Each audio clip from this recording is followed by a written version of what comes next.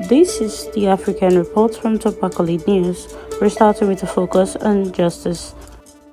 A convicted cop killer, 36-year-old Mxoleleni Sikhahla, has been handed 2 life sentences by the Western Cape High Court for the brutal 2021 murders of Sergeant Mnakwazo, Mdoko, and Constable Mninawa Breakfast, who were ambushed and shot dead while on patrol in Cape Town.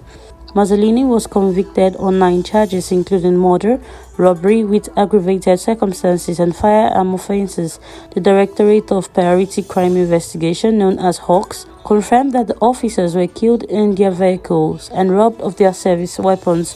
Mxoleleni will serve life in prison with additional sentence totaling 45 years and has been declared unfit to possess a firearm. Hawks Head Major General Matipa Magato welcomed the sentence, calling it a stern warning to anyone targeting law enforcement. Now in politics, South African opposition leader Julius Malema has once again been denied entry into the United Kingdom, with the UK Home Office citing his public support for Hamas and inflammatory rhetoric about white South Africans as reasons for the ban. The Home Office deemed his presence non-conducive to the public good and confirmed he has no right to appeal. Malema, head of the Economic Freedom Fighters Party, had previously been blocked from entry just 2 months ago. The EFF condemned the UK's decision, accusing it of distorting Malema's political views and suppressing international solidarity with the Palestinians. Although South African Supreme Court ruled Malema's controversial statements as political expression rather than hate speech, UK authorities have maintained a hard stance, warning he could face further entry rejections.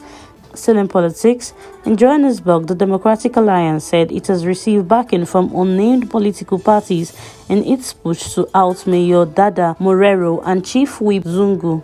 The city's programming committee has approved motions for no confidence, with votes scheduled for Monday and Tuesday, while the ANC-led coalition holds the numeric advantage of the council.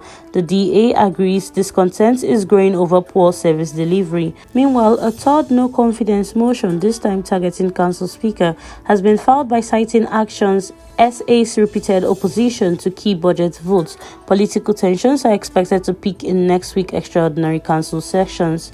Now in crime. A Kenyan court has sentenced Hussein, Mohammed, Abdile, and Mohammed to 30 years in prison for aiding the al-Shabab attackers behind the 2019 Dusit D2 hotel complex assault in Nairobi, which left 21 people dead. Judge Diana Kadviza ruled that although the men did not take part in the attack directly, they facilitated the deadly plot by providing fake IDs and financial support to help the perpetrators escape a refugee camp. In line with my analysis above, and having considered all the relevant factors of this case, including both the aggravating and mitigating factors, I now proceed to sentence the convict as follows. 1. The first convict, Hussein Mohammed Abdile, is sentenced to 15 years imprisonment for the offense of conspiracy to commit an offense contrary to Section 23.2 as read in Section 23.4 of Porter. B. The first convict, Hussein Mohammed Abdile, is sentenced to 15 years imprisonment for the offense of facilitating a terrorist act contrary to Section 9A of Porter. The 2 sentences shall run consecutively. Cumulatively, the first convict shall serve 30 years imprisonment from the date of his arrest.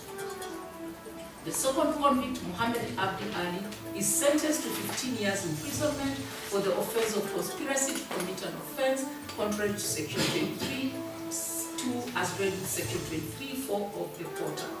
The second convict, Mohammed Abdi, is sentenced to 15 years imprisonment for each of the 14 counts for the offenses of facilitating a terrorist act contrary to Section 9A of Porter.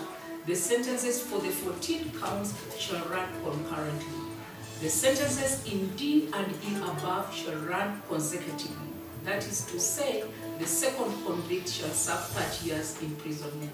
The sentence shall be computed less the period spent in pre-trial custody. That is the sentence of the court.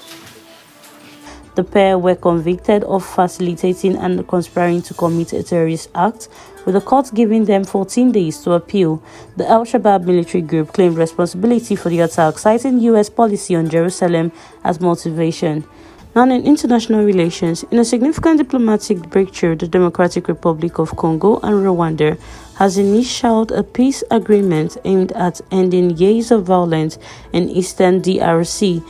The accord, to be formally signed in Washington on June 27th, outlines commitments to respect territorial integrity and cease hostilities. The agreement, built on principle agreed in April, was mediated by Qatar and the United States. Now on business, at the Africa-China Economic Trade Expo, renowned South African fashion designer David Talley praised China's dramatic technological transformation and vibrant fashion landscape, describing it as unrecognizable from his last visit over a decade ago.